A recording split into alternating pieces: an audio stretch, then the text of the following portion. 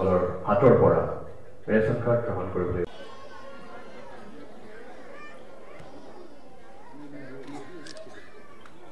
ধন্যবাদ জ্ঞাপন কৰিছোঁ।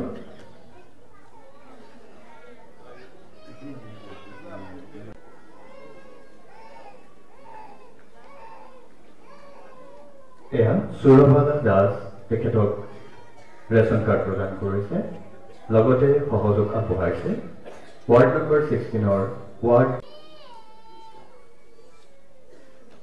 তেখেতক এয়া ৰেচন কাৰ্ড প্ৰদান কৰিছে মাননীয় পৌৰপতি মহোদয়ৰ লগতে ৱাৰ্ড নম্বৰ 8 মাননীয়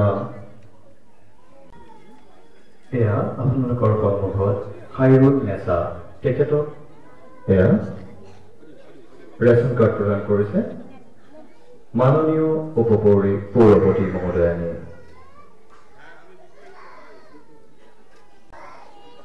ৱাৰ্ড নম্বৰ 15 তৃপ্তি চক্ৰৱৰ্তী তেখেত যদি আছে আমি তেখেতক আহিবলৈ অনুৰোধ জনাইছোঁ। পৌৰপতি মহোদয়ানী তেখেতেই এই ৱাৰ্ডৰ ৱাৰ্ড কমিশ্যনাৰ। আমি মাননীয় পৌৰপতি মহোদয়ানীৰ হাতৰ পৰা ৰেচন কাৰ্ড গ্ৰহণ কৰিবলৈ অনুৰোধ জনাইছোঁ। তৃপ্তি চক্ৰৱৰ্তী মহোদয়ানীৰ হাতৰ পৰা তৃপ্তি চক্ৰৱৰ্তীয়ে ৰেচন কাৰ্ড গ্ৰহণ কৰিছে। মঞ্চলৈ আমন্ত্ৰণ মঞ্চলৈ আহিবলৈ অনুৰোধ জনাইছোঁ।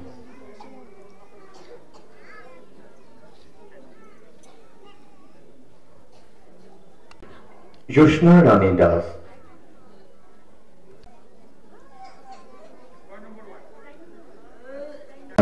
ডাঙৰীয়ানী ৰেচন কাৰ্ড প্ৰদান কৰিবৰ বাবে অনুৰোধ জনাইছোঁ। ৱাৰ্ড নম্বৰ 4 আমি তেখেতক ৰেচন কাৰ্ড প্ৰদান ৱাৰ্ড নম্বৰ 15 হিতাধিকাৰী চন্দ্ৰপ্ৰভা দাসক আমি আহিবৰ বাবে অনুৰোধ জনাইছোঁ।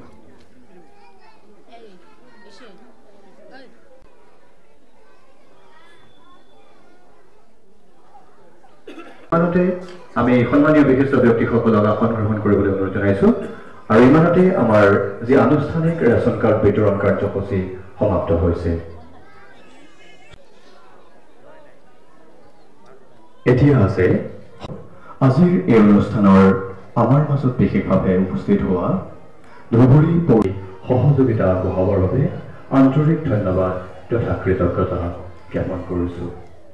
লগতে আজিৰ এই অনুষ্ঠানত মঞ্চ পৌৰসভাৰ মাননীয় উপপৌৰপতি মহোদয়ানীকো আজি অনুষ্ঠানত উপস্থিত থাকি আমাক সহযোগিতা আগবঢ়ায় সদৌশেষত সমবেত হিতাধিকাৰী আৰু সদাশয় ৰাইজক স্থানভাগী সাফল্যমণ্ডিত কৰাৰ ক্ষেত্ৰত যিদৰে সহযোগিতা আগবঢ়ালে তাৰ বাবে আন্তৰিক ইমানতে সমাপ্ত হৈছে বুলি ঘোষণা কৰিছোঁ।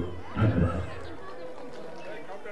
আৰম্ভণিতে মই মাননীয় প্ৰধানমন্ত্ৰী নৰেন্দ্ৰ মোদী ডাঙৰীয়া তথা মাননীয় মুখ্যমন্ত্ৰী ডাঙৰীয়াক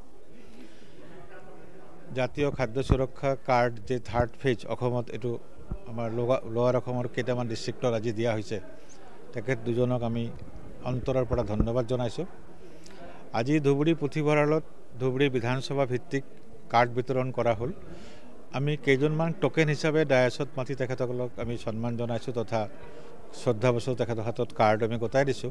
কিন্তু বাকী আমি তলত আমাৰ কাউণ্টাৰ কৰা হৈছে, গাঁও পঞ্চায়ত ৱাইজো আছে, ULB ৱাইজো আছে, তেখেতসকল তাৰ পৰা বাকীখিনি কালেকশ্যন কৰিব।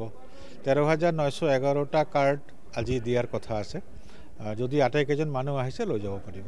আচ্ছা, বহু দেখা গৈছে যে এইবাৰ বহুত যিজন যাৰ ঘৰত 2জন আছে বা 3জন আছে সেইসকলক বঞ্চিত কৰা হৈছে বা একজনীয়া আছে সেইবোৰ কাটি দিয়া হৈছে। সেইবোৰ পৰৱৰ্তী কি তেওঁলোকৰ ৰেচন কাৰ্ড প্ৰদান কৰা হ'ব?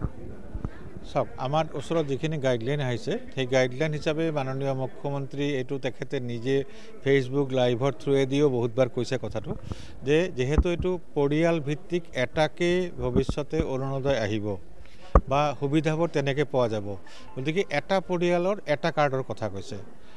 ঠিক তেনেকৈ এটা পৰিয়ালক এটা দিয়া হৈছে। মাজতে এনেকুৱা এটা কথা আমি দেখা পাইছিলোঁ যে এজনকৈ ভৱিষ্যতে আয়ুষ্মান কাৰ্ড হওক বা বেলেগ কিবা হওক হয়তো সুবিধা আহিব, মানুহে ভুলকৈ সেইটো কৰি পেলাইছিল।